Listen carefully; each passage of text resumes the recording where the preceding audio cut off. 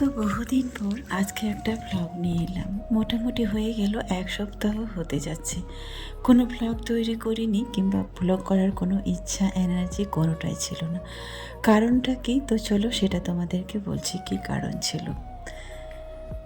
গত 4 দিন হয়ে গেল ঘরে আজ থেকে কোনো রান্নাই বসেনি, রান্নাও করিনি।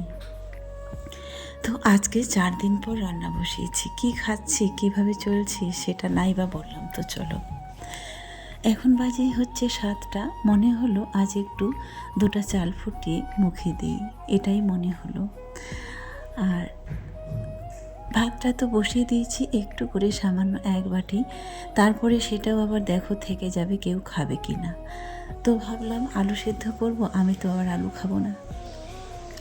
তাই ডাল ছিল ঘরে, একটু ডালও করি। মুগ ডালটা ছিলই ঘরে, তো ডালটা একটু বসিয়ে দিয়েছি। আর এই যে ধনে পাতাগুলো শুকনো হয়ে গেছে, তো ভাবছি এটা ডালটায় দিয়ে দিব। তো মানে এই সোশ্যাল মিডিয়া, ইউটিউব সবার থেকে কিন্তু আমার ব্লগ ভিডিও আমি আলাদাভাবে করি। তো আলাদা কেন বললাম, তো সেটাই তো বলছি। চলো, এই যে অনেকে ইউটিউব করে সংসারের, তারপরে পারিবারিক ঝামেলা, সংসারে অশান্তি, এইগুলো আগে একসময় পারিবারিক না বলিনি কোনো দিনও। আমার পার্সোনাল যে ম্যাটারগুলো ছিল সেগুলো তোমাদের সামনে ফেস করেছি, অনেক সময় অনেক বলেছি, অনেক কথাই বলেছি। তারপরে বলতে বলতে এখন একটা সময় এসে মনে হলো যে সেরকম কিছু বলিনি, যেটা বলার মতো সেটাই বলেছি। এমন কিছু আহামরি বলিনি যে যেটা তোমরা এখনও বলতে পারবে যে তোমার ওই ব্যাপারটা, তোমাদের পারিবারিক কী অশান্তি হয়েছিল, ঝগড়া হয়েছিল, সেটা তুমি ইউটিউবে এসে বলেছো। আমার দৈনন্দিন জীবন যেভাবে কাটতো, যেটা করতাম আমি, সেটাই তোমাদের সঙ্গে শেয়ার করতাম। একটা সময় আমি তোমাদের প্রচুর বলেছি, এই তো টিউশন করে এলাম, বাচ্চাদের দেখাশোনা, খাওয়া দাওয়া সমস্ত কিছু আমি সিঙ্গেল মাদার হিসাবে করছি একাই। হ্যাঁ, এটা 100বার আমি মানব, আমি এটা করেছি। একটা সময় প্রচুর কষ্ট করেছি, যেখানে বাচ্চাগুলো ছোট ছিল, তাদের কোনো যোগ্যতাও ছিল না। আজ হয়তো একটু বড় হয়েছে, ওরা যদি চায় তাহলে হয়তো যেমন যদি বড়টা চায় তাহলে ও টিউশনি করতে পারবে, ও একটু নিজের সামান্য হলেও হাত খরচাটুকু চালিয়ে নিতে পারবে। আর ছোটটা যাই হোক, এখনও যেহেতু ও কোনো কিছুই করতে পারবে না, সেটা তোমাদের বললাম না। হয়তো আর 2 বছর পর কিংবা 3 বছর পর সেও হয়তো ভাববে যে কিছু না কিছু আমাকেও একটা করতে হবে। তো আজ হয়তো গত মেদিনীপুরে আসার গত 10 বছর হয়ে গেল। 10 বছর পর এখন এই সময়টা এসে কিন্তু এটা ভাবছি যে এতদিন যেটা হয়নি, যেটা করতে পারিনি, আজ হয়তো ওরা বড় হয়েছে, হয়তো কিছু করতে পারবে। তো দেখো কত সুন্দর লঙ্কা গাছটা, লঙ্কাও হয়েছে। এখান থেকে 2টো ছিঁড়ে আনতে বললাম। লঙ্কাটা একটু ছোট হলে কি হবে, ঝাল কিন্তু প্রচুর। কেনার সময় তো আর ভাবিনি যে কেমন লঙ্কা হবে না হবে, তাই কিন্তু গাছ দেখে বোঝা যায়নি। গাছ দেখে বোঝা যায়নি যে ফল কেমন হবে। ওই তো একটা কথাই আছে না, বৃক্ষ তোমার নাম কি, ফলে আমার পরিচয়। এই ফলটা আজ ফুটেছে বলে আজকে গাছটার পরিচয় পেলাম, তাছাড়া আগে কিন্তু পরিচয় পাইনি। সেরকম হচ্ছে আমাদের মধ্যে কোনো কিছু কিছু মানুষ আছে যারা বহুরূপী, যাদেরকে আমরা কখনোই চিনতে পারি না যে তার ভেতরটা কেমন বা ভেতরে কেমন আছে। আমরা সাধারণত একটা মানুষকে দেখে উপর থেকে বলে দিই যে সেই মানুষটা খুব ভালো, সরল, সহজ, ভালো দেখতে শুনতে, কিন্তু না, তার ভেতরটা হয়তো আমরা কোনো দিন দেখিনি। আর সময় গুণে কিন্তু পরিস্থিতি অনুযায়ী একটা মানুষকে ঠিকই বুঝতে পারি তার আসল চেহারা। তো যাই হোক, সেরকম কিন্তু এই গাছের দিকটাও যখন নিয়ে এসেছিলাম তখন তো ভালোই বলেছিল ভালো হবে, তারপরে আসার পর এরকম। তবে লঙ্কাটা কিন্তু ভীষণ ঝাল। চলো, তারপরে হচ্ছে 2টো ডিম ভেজে নিয়েছি, যেহেতু আর বিশেষ কিছু করব না।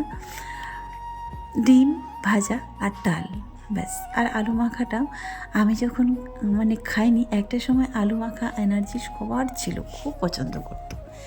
কেন জানি না, আমি খাই না দেখে ধীরে ধীরে তারাও ভুলে গিয়েছে, তারাও আর আলু টালু খায় না। যেমন আলু মাখাটা করি ঠিক তেমনটাই কিন্তু থেকে যায়, খেতেই চায় না, হয়তো একটু আধটু করে খায়। আর এই মেদিনীপুরের একটা প্রিয় বিখ্যাত খাবার, সেটা তোমরা দেখেছো সকাল সকাল যেটা হয় যে এখানকার মানুষ হয়তো দোকান থেকে চপ নিয়ে আসবে, চপ মুড়ি, না হলে যারা গ্রামে গঞ্জে আছে তাদেরকে দেখেছি আলু সেদ্ধ কিংবা বেগুনি করে বাস মুড়ি খাওয়া শুরু করে দিল। এটাই হচ্ছে এখানকার বিখ্যাত খাবার। তো চলো, আমি যেটা বলতে চেয়েছিলাম, দেখো আমাদের মধ্যে এই পারিবারিক ঝামেলা কিন্তু ঝামেলা অশান্তি অনেক রকম হয়। তো আমাকে তোমরা সিঙ্গেল মাদার হিসেবে চেনো। আমার ব্লগে, আমার পেজে, আমার ইউটিউব চ্যানেলে কখনো তোমরা রিয়ার বাবাকে দেখোনি, তার ভিডিও কখনো দেখোনি, তার ফেস কখনো দেখোনি, তার ছবিও কখনো দেখোনি, তাই তোমরা তাকে চেনেও না, জানো না।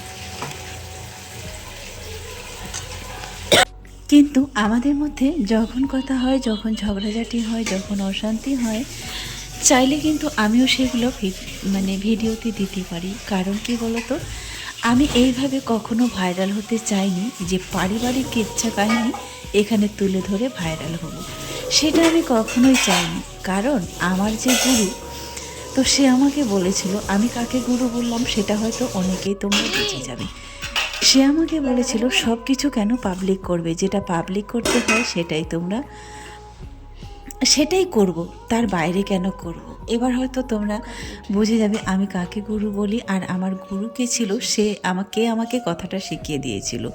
আমার থেকে সে ছোট হলেও কিন্তু তার বিশাল বড় বুদ্ধি, এত ম্যাচিউর, তার অতটা হয়তো আমিও নিতে পারবো না। তো যাই হোক, সে আমাকে কথাটা বলেছিল, তার কথাটা আমি আজও ধরে আছি। তাই এজন্য আমি কখনো কোনোদিনও পরিবারের কিচ্ছা কাহিনী কিংবা আমাদের স্বামী স্ত্রীর মধ্যে যেই ঝগড়াটা হয় সেটা কিন্তু ক্যামেরা করে কোনোদিনও আমি তোমাদের সামনে আপলোড দিইনি। তো যাই হোক, প্রত্যেকটা মানুষের জীবনে কোনো না কোনো কিচ্ছা থাকে, তাই না? আর এই তো আমার, না হয় আমার ব্যাপারটা ছাড়ো, আমি ছেড়েই দিলাম, আমার লাইফটাই তো এরকম, তাই না? গত 10 বছর ধরে তোমরা যে স্বপ্ননীরকে চেনেছো, আর গত 10 বছর ধরে তোমরা যে স্বপ্ননীরকে দেখেছো, আমি তোমাদের কাছে এভাবেই হতে চেয়েছি, আর এভাবেই থাকতে চাই।